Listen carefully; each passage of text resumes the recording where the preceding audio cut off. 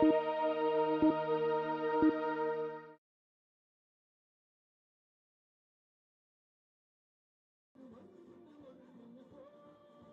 улсын ерөнхийлөгчийн зарлиг засгийн газрын тогтоолоор жил бүрийн 5-10 дугаар саруудад нээлттэй хаалганы өдөр арга хэмжээг зохион байгуулдаг. Энэ жил Булган аймгийн төрийн албан байгууллагууд Булган сумын 1-3 дугаар багуудад нээлттэй хаалганы өдөр арга хэмжээг зохион байгуулж төрийн үйлчилгээг иргэддээ хүргэлээ. Мөн энэ үеэр аймгийн засаг дарга 100 хоногт хийж хэрэгжүүлсэн ажлаа иргэддээ тайлгнасан байна.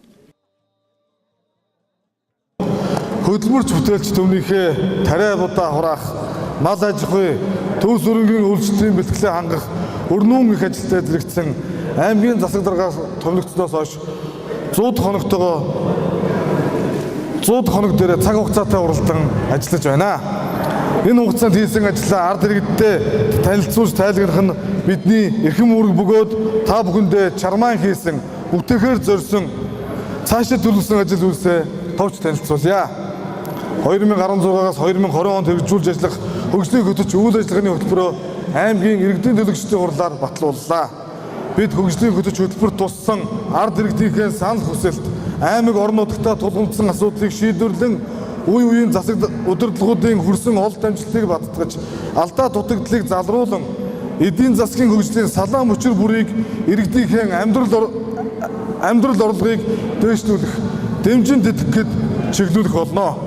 Аймгийн эдийн засаг нийгмийн өнөөгийн нөхцөл байдал дүгнэлтийн эдийн засгийн хүндрэлээс гарах нөхцөл бололцоог судалж, Оросын холбооны улс, бүгд найрамдах хятад ард улс, Америкийн нэгдсэн улс, Солонгос, Япон, холбооны бүгд найрамдах Герман улс, Австри зэрэг улс орнуудтай хөдөө аж ахуй, нийгмийн эдийн засгийн салбарт хамтын ажиллагаагаа хөгжүүлэн эдийн засгийн үр ашигтай гадаад харилцааг хөгжүүлэх чиглэлээр олон ажлуудыг зохион байгууллаа. Энэ өдрүүдэд төр нийгмийн нэрс зүтгэлтэн Монгол улсын ерөнхий сайдаар хоёрынтой ажилласан, Булган аймгийг үндэслэн байгуулсан амар сайдын мэлэлсний 130 жилийн академич Болдбаатарын нэрэмжит Монголын түүхийн олимпиад, үндэсний спортын ууган говьят мастер, Төвдөн дор жаврын мэлэлсний 100 жилийн улс аймгийн алдар цогтой бөхчүүдийн барилдаан, Булганыхан 2 нутгийн уугуул иргэдийн зурал уулзалтууд зэрэг томоохон үйл ажиллагааг зохион байгуулахаар бэлтгэл ажлыг хангаж байна. Аймгийн 2017 оны төсвийг иргэдийн төлөөлөгчдийн хуралд өргөн барихаар бэлтгэж байна. 2018 онд төрлөх Булган нутгийн маань 80 жилийн тохионоо. Энэ хүү хойг зохион байгуулах ажлын хэсгийг байгуулж их ажилдаа ханцуу шамлан орлоо.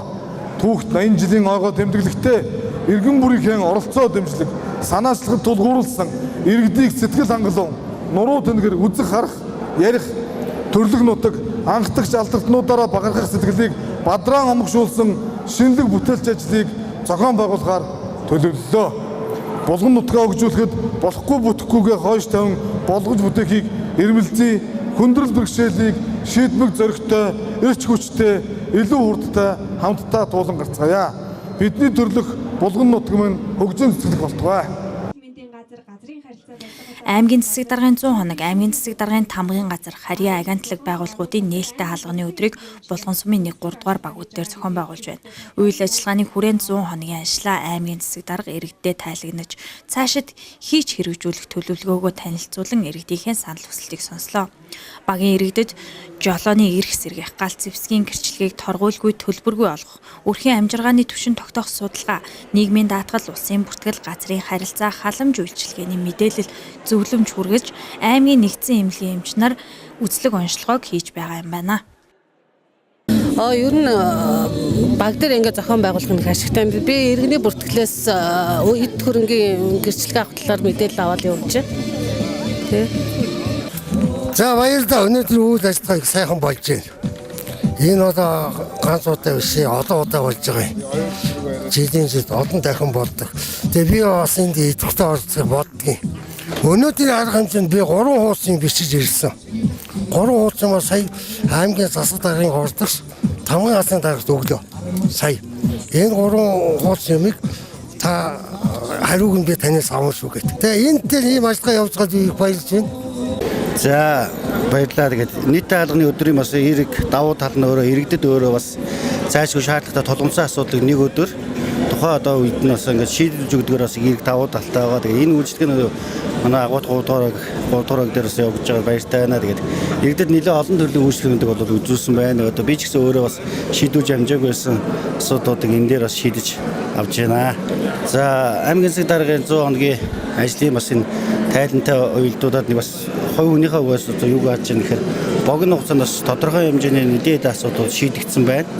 За мөн бас иргэдэд бас өдөр тутамд зайлшгүй шаардлагатай байгаа зүйлүүдийг мөн ирэх жилүүдэд бас хийгдэх шаардлагатай зүйлүүдийг нэлийн төлхөө бас оруулсан ажлууд бас харагдаж байсан. Бас танилцуулгад байсан юм шиг.